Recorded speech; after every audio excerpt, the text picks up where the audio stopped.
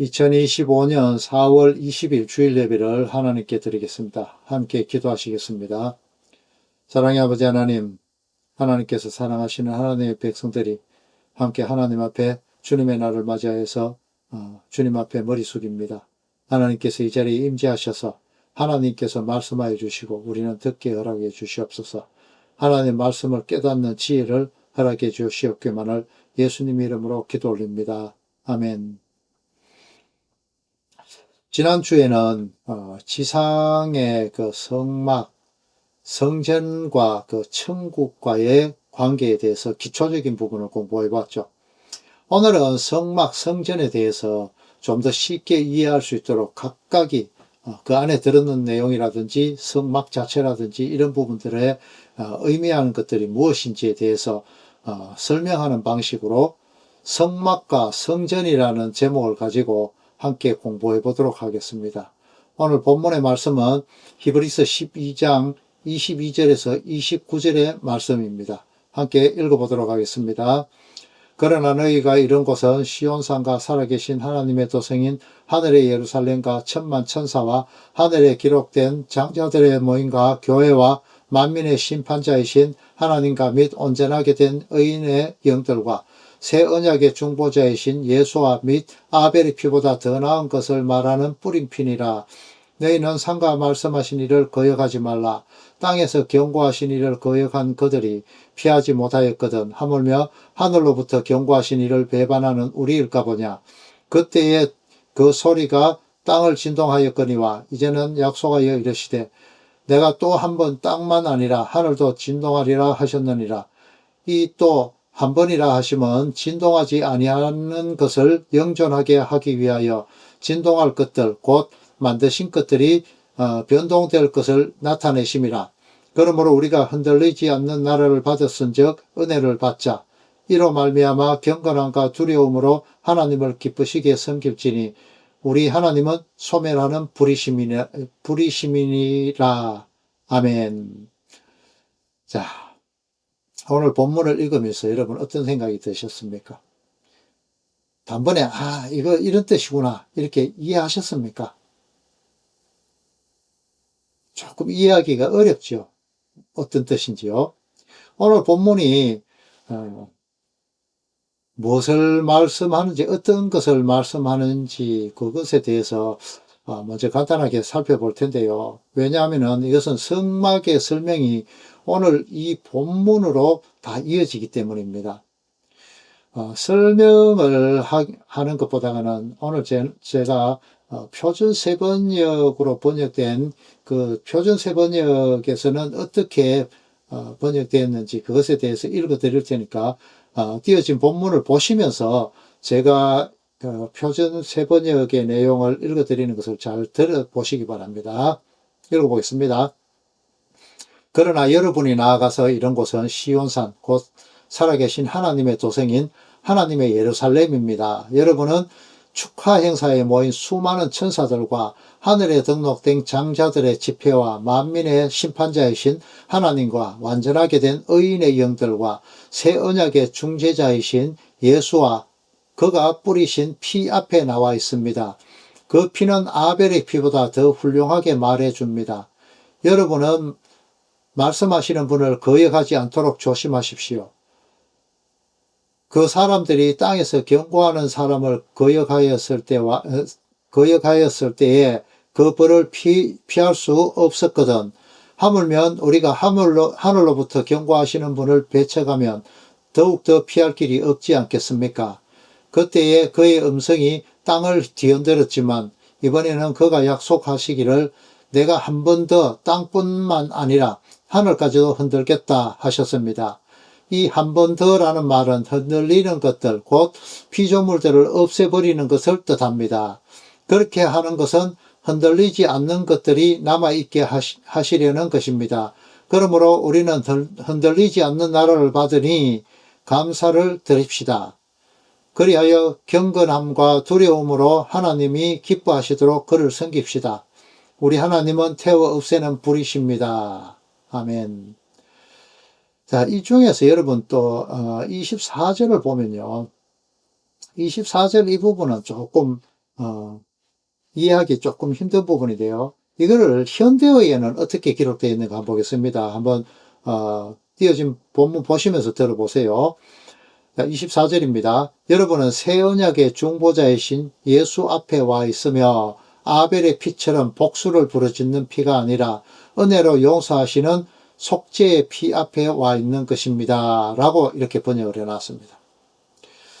본문의 내용은 시내산에서 모세를 통하여서 그 하늘에 하나님의 하나님께서 법을 내려주실 때의 그 상황을 설명한 후에 시내산이라는 그 가시적인 육의 세계에서의 그 현상을 통해서 영적인 세계, 영혼의 세계, 하나님의 나라를 설명해 주시며 그곳에서 드려지는 예배의 모습을 설명해 주시는 그런 내용입니다.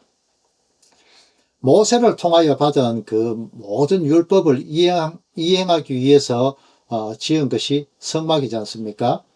이 성막에 어떤 의미가 있는지에 대해서 이제 자세히 살펴볼 텐데, 이것은 하나님께서 구약의 그 광야 시대를 통해서 율법을 주시고 그 율법의 그 중심인 성막을 주신 이유를 깨달을 수 있기 때문입니다. 모세에게 하나님께서 명령하여 주신 성막에 대한 모든 식양들은 천국의 상징이었습니다. 하나님께서 성막을 짓게 하시고 그 성막에서 짐승의 피를 흘리는 제사를 하도록 하시는 그 피의 제사를 하도록 허락하셨죠.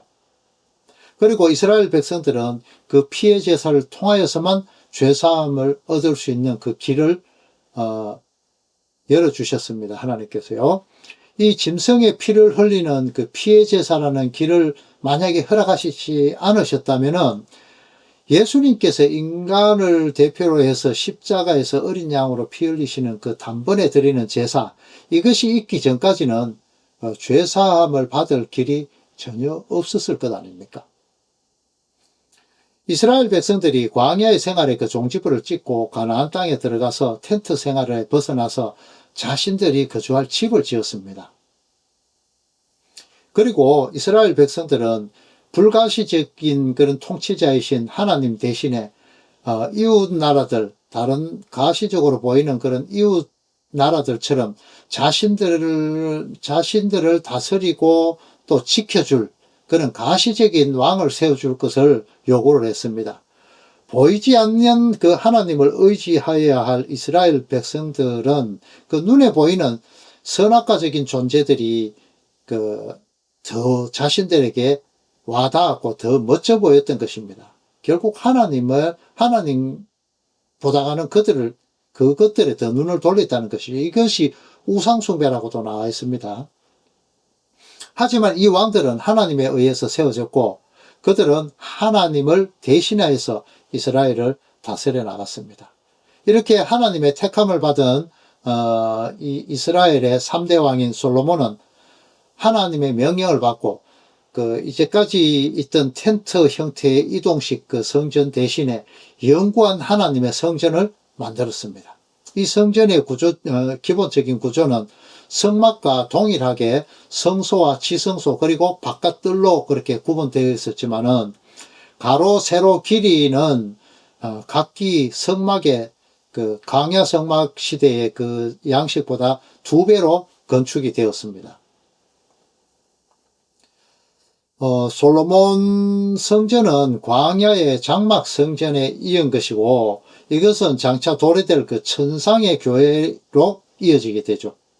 히브리서 12장 22절을 보면은 이스라엘 백성이 도착한 그 가나안 땅을 하늘의 예루살렘이라고 그렇게 기록하고 있습니다. 솔로몬은 하나님의 참된 거처는 하늘에 있다는 것을 이미 깨달았던 것입니다. 솔로몬은 오늘 그 본 말씀의 내용인 성막과 성전은 하늘에 있는 것들의 그림자라는 그 진리를 이미 깨닫고 있었습니다. 유한의 세상의 가시적인 그 성전을 향해서 기도하는 그 행위를 통하여서 하나님께서는 하늘에서 들으신다고, 하늘에 하나님의 그 거처가 있는 거처이신 그곳에서 들으신다고 그렇게 기록하고 있습니다. 말하고 있습니다. 그것을 아는 것이 지혜이기에 솔로몬 왕은 지혜의 왕이라고 그렇게 불러졌죠. 물론 그 세상의 모든 것을 아는 그 지혜는 기본 베이스적인 것으로 하나님 주셨죠. 거기에 하나님을 아는 지혜, 그것이 더 고상하기 때문에 그것을 아는 지혜를 알았기 때문에 지혜의 왕이다, 이런 말입니다. 예수님을 만나고 하나님으로부터 선물로 주어진 그 믿음을 통하여서 참된 복음을 알게 되어서 그리스도를 아는 지식이 가장 고상함을 알게 된 사도 바울이 그 율법 이전에 알게 자신이 행하고 목숨처럼 여겼던 그 율법 행위들을 배설물처럼 버렸다고 그렇게 고백하는 것 같이, 솔로몬은 자신이 세우는 그 성전이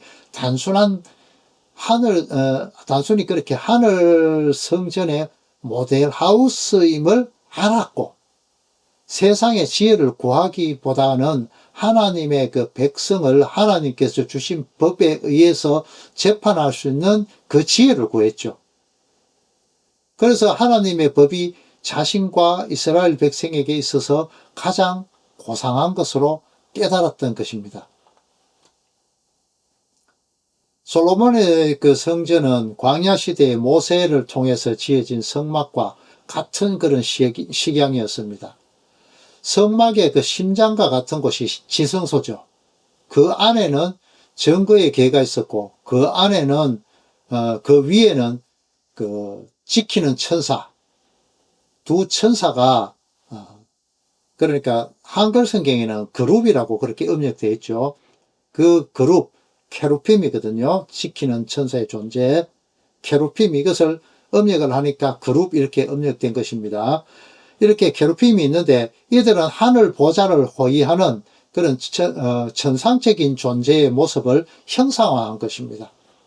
또 성소와 지성소를 구분하기 위해서 만들어진 휘장 위에도 가늘게 꼰 배실과 청색, 자색, 홍색 실로 이 케루빔들이 순화 만들어져 있었습니다.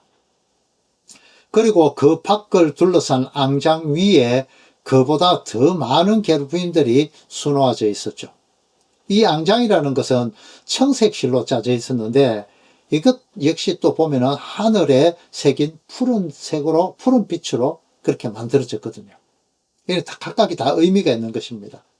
이 모든 것들은 모세가 시내산에서 하나님으로부터 보고 듣게 된 양식대로, 식양대로 만들어졌습니다. 하나님께서 임재하신 시내산이라는 그 천국을 상징하는 것이고, 그 천국으로부터 받은 그 증거의 두 돌판은 가장 거룩한 하나님의 말씀이 기록된 것이죠. 그래서 그것은 언약궤 안으로 들여놓아지게 됩니다. 그 언약궤는 하나님의 하늘 보좌의 일부를 상징하는데요. 이것은 그 고대의 그 왕들이 발을 얹어 놓는 그 어떤 구조물인 그 발등상의 모양을 닮은 것입니다. 이것은 가로와 높이가 한 규빗 반, 그러니까 69cm입니다. 이거 한 규빗 반, 그 다음에 폭은 114cm로 그 두 규빗 반으로 제작이 되었죠. 이런 이 발등상의 크기와 언약궤의 크기가 닮아 있었습니다. 구조 자체 모양이요. 언약궤 위에 두 게루빔이 지키고 있는 그 뚜껑 위의 공간은 텅 비어 있었습니다. 이것은 하나님은 인간의 눈으로 볼 수 없는 분이시라는 것을 의미하는 그런 공간입니다. 성경에 나오는 규격이 다 그대로 그 수치 그대로를 보는 것이 여러분들이 이것을 이해하고 또 이것이 어떤 의미를 가지고 있다는 것을 더 쉽게 이해할 수 있게 될 것입니다. 지금 제가 센티미터로 이 단위를 사용한 것은 고대 왕들이 사용했던 그 발등상, 이게 어느 정도 크기인가를 한번 상상해 보시라고 이렇게 해본 것입니다. 이렇게 하나님께서 시내산에서 모세를 통해서 주신 그 선물은 천국에 축소판 그 모델하우스였습니다. 하나님께서 그것을 통하여서 천국에 대한 것, 속죄에 관한 것, 거룩에 관한 것을 깨달으라고 주신 그 선물인 것입니다. 이 성막의 배치와 성막의 배치와 관련된 것에 대해서 이제 한번 좀 살펴볼 텐데요. 상세히 한번 살펴볼 텐데, 성막은요, 두 개의 방의 구조로 되어 있습니다. 여러분들이 잘 아시다시피 내실인 지성소가 있는데요. 이 지성소는 길이와 너비와 높이가 같은 10규빗으로 정육면체로 되어 있습니다. 외실인 성소는 길이는 20규빗, 너비는 10규빗, 높이도 10규빗, 이렇게 언약궤와 같은 비율, 그렇게 비율로 만들어졌는데, 이것은 정육면체인 지성소와는 다소 다른 부분을 보여줍니다. 이 두 방의 사이를 구분 지우는 것으로 만들어진 것이 두 그룹이 수놓아진 그 휘장이죠. 지성소 안 언약궤 위에 두 게루핌이라는 그 천사가 있었고, 또 지성소와 성소를 구분 지우는 휘장에는 좀 더 많은 수의 게루핌이 있었습니다. 그리고 마지막으로 바깥 성막에는 이보다 더 많은 수의 게루핌이 성전을 지키고 있는 모양들을 갖추고 있었습니다. 또 성막들의 크기는 길이가 100규빗, 너비가 50규빗, 높이가 5규빗으로 되어 있었습니다. 지성소로부터 바깥으로 점점 나감에 따라서 점점 정육면체의 모양에서 직육면체 모양으로 바뀌게 되는데, 이것은 완전에 대비하는 그 불완전함을 의미하고 있습니다. 하지만 일정한 비율을 유지하는 그 규격으로 균형과 제한된 완전성을 보여주는 그런 의미입니다. 이것은 결국 하나님의 나라 천국을 이야기해 주는 것이거든요. 자, 이제 제사장이 이 지성소에 들어가기 위해서 거치는 부분에 대해서 한번 살펴보겠습니다. 먼저 성막의 뜰을 통과하게 되죠. 뜰을 통과하고 그때에 중앙에 있는 노수로 된 번제단에 도착하게 됩니다. 그 다음은 정결 의식을 위해서 준비되어 있는 물두멍이죠. 놋바다라고도 기록되어 있고요. 이것에 도착하게 됩니다. 그리고는 성소에 들어가게 되죠. 이 물두멍, 처음 놋제단에서 제사나 번제, 화제 이런 것을 제사를 드리고 나서 거기에서 모든 것을 물두멍에 가서 깨끗이 씻고 성소로 들어가는 것이거든요. 이런 순서대로 되어 있습니다. 자, 이제 성소에 들어가게 되는데, 성소에 들어가게 되면 제사장 앞에 펼쳐지는 것은 좌측에는 금촛대가 있고 우측에는 떡상이 있습니다. 그리고 정면에는 금향단이 있죠. 이것을 지나서 휘장을 통과하게 되면 지성소가 나타나게 됩니다. 이곳에는 대제사장이 1년에 단 한 번만 들어갈 수 있는 장소죠. 이 규례를 어기고 만약에 들어가게 된다면 대제사장은 그 자리에서 죽게 됩니다. 이 지성소에는 조각목으로 만들어진 그 순금으로 싼 언약궤가 놓여 있죠. 그 속에는 인간의 실패와 배반을 상징하는 세 가지의 물건이 들어 있습니다. 첫 번째는 하나님께서 일용할 양식만을 거두라는 그 명령을 어긴 그 하늘로부터 내린 만나가 든 금항아리가 있습니다. 이것이 주님께서 가르치신 기도에 보면 오늘날 우리에게 일용할 양식을 주시옵고 이렇게 나오는 것이 있죠. 여기에서 오늘의 양식 해갖고 나눠주에 보면 내일의 양식 이렇게 되어 있죠. 이것이 바로 예수님을 나타내는 것입니다. 두 번째로 두 번째 들어있는 물건은 하나님을 대적한 자들에 대해서 하나님의 선택권을 보여주시는 내용인데, 여러분들이 잘 아시는 아론의 쌍난 지팡이 있죠.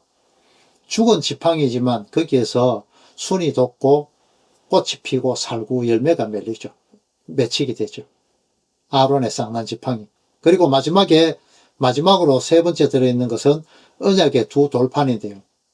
언약의 두 돌판은 하나님의 말씀이 되어 있는데 왜 인간의 실패상을 나타내느냐, 이렇게 생각하시죠. 들어보시기 바랍니다. 자, 이것은 첫 번째 거룩과는 조금 못 미치게 만들어진, 모세가 따르면 그 돌판으로 만들어졌죠. 처음 거룩하게 만든 그 돌판, 하나님께서 만들어놓은 그 돌판, 그 위에 하나님께서 직접 쓰신 그 돌판은 범죄한 이스라엘, 그러니까 우상 금송아지를 만들었죠. 이 범죄한 이스라엘과 마주하게 되자 깨어져 버립니다. 여기 보면 모세가 뭐 성질이 더러워서 막 주 두드리 꼈다, 뭐 이렇게 하는 분들도 있던데 그거 아닙니다. 그렇다면 하나님께서 가만두시면 안 되겠죠. 모세를 엄히 벌해야 되겠죠. 그 내용이 아니라 거룩한 것은 거룩지 않은 것과 부딪혔을 때 깨어져 버린다는 거예요. 그 의미를 담고 있는 것입니다. 자, 이것이 지성소와 성소의 관계를 또 한번 보여주기도 합니다. 이러한 인간의 실패상을 담고 있는 내용물이 담긴 언약궤의 윗뚜껑에는 두 명의 그 케루빔이 지키고 있는 그 천사가 있고 그 뚜껑 위에는 비어 있다고 말씀드렸죠. 그곳에는 1년에 대제사장이 단 한 번 들어가서 모든 이스라엘 백성들의 죄를 사하기 위해서 짐승의 피를 뿌리게 되어 있습니다. 그것이 하나님께서 주신 명령이죠. 율법이죠. 염소의 피를 뿌리는 것은 바로 예수 그리스도의 구속의 내용을 담고 있는 것인데, 인간의 모든 불완전함 위에 뿌려지게 되고 그것으로 그 피가 아벨의 흘린 피와 같지 않은 택한 자들의 죄를 사하는 그런 은혜의 피, 예수 그리스도의 피란 말입니다. 그래서 그 인간의 모든 불가능한 그러한 상태에 있는 것들을 은혜로 인해서 가능토록 하나님 백성 되도록 만든다는 것이 그 속에 담긴 내용입니다. 성막은 청색으로 되어 있었기 때문에 하늘을 나타낸다고 이야기 드렸죠. 거기에 천국을 상징하는 그룹이 수놓아져 있었습니다. 게루빔요. 성막 안의 모든 기구들은 금으로 도금되어 있었죠. 이것은 바로 하늘의 영광, 천국의 영광을 상징하는 것입니다. 다시 성막 밖으로 이제 나가게 되면은 노소로 된, 그러니까 구리로 된 번제단이 있었죠. 이것은 금보다 성막 안에 있는 그 금보다 못한 값이 좀 떨어지는 재료로 만들어진 것입니다. 이 번제단의 위치에 떨은 일반 이스라엘 백성들이 들어갈 수 있는 곳이죠. 좀 더 지상적인 성격이 강하다는 것이죠. 아까 성소에 말씀드린 그 천국적인 천상적인 모습과 좀 대비되는 그런 내용인 것이죠. 이스라엘 백성은 지상에 있고 하나님은 천국에 계시는 것에 대한 그런 표현인 것입니다. 성막들에서 성전을 들여볼 수가 없습니다. 그것은 케루빔이 수놓여져 있는 휘장이 막고 있기 때문이죠. 이것은 구름으로 가려진 하늘로도 이렇게 표현되기도 합니다. 그 안에 있는 성소는 해와 달과 별이 운영되어지는 그 가시적인 하늘을 나타내고 있습니다. 또 그 안에 지성소는 그 안쪽이 이제 성소 안쪽, 그 지성소 안쪽은 절대 들여다볼 수 없고 대제사장이 1년에 한 번만 들어갈 수 있는 곳이란 것은 예수 그리스도께서 십자가를 지시고 단 한 번에 반복 없이 들어가신 그 사건을 의미하는 것입니다. 대제사장이 1년에 한 번 들어간다는 것 말이죠. 사람으로서는 들어갈 수 없고 볼 수도 없는 그런 장소이기 때문에 그것은 휘장으로 막혀져 있었습니다. 지성소는 가시적인 하늘과는 전혀 다른 위치에 하나님 자신의 보좌에 더 직접적으로 상응하게 되는 그런 위치에 있습니다. 그것은 정육면체로 구성된 완전한 곳이기 때문에 불완전한 그 인간의 죄악을 담은 그 상자, 언약궤의 겉에 금으로 입혀져 있고 그 위에 피가 뿌려지는 행위를 통해서 청구가 된다는 것, 그것을 나타내는 것입니다. 금으로 입혀진다는 것은 심판주이신 예수님의 피가 뿌려짐으로 왕이신 그리스도의 폭력적인 그 은혜에 의해서 직육면체인 언약궤가 정육면체인 그 지성소, 천국 안으로 빨려 들어가는 그런 구조를 보여주는 그런 것입니다. 이렇게 성소와 지성소는 하늘을 가르는 데 사용되는 그런 도구입니다. 성소가 뜻하는 것은 가시적인 하늘의 장엄함이어서 불가시적인, 그러니까 우리가 볼 수 없는 불가시적인 하늘인 그 접근이 불가능한 그 하나님의 위엄이 있는 곳으로 만들어진 것이 바로 지성소란 말이죠.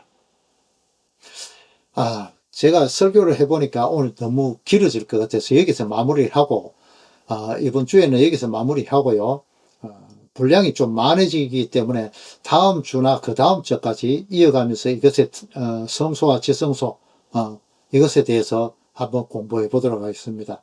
다음 주에는 성막과 관련된 기구들에 담긴 그 기구들 있죠. 안에 많은 기구들, 이것에 담긴 의미들을 한번 살펴보는 시간을 또 가져보도록 하겠습니다. 축도로 예배를 마치도록 하겠습니다.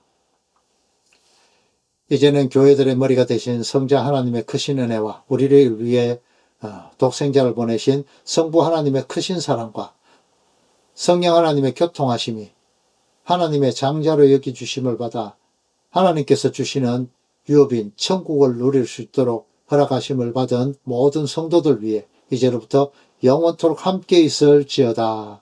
아멘.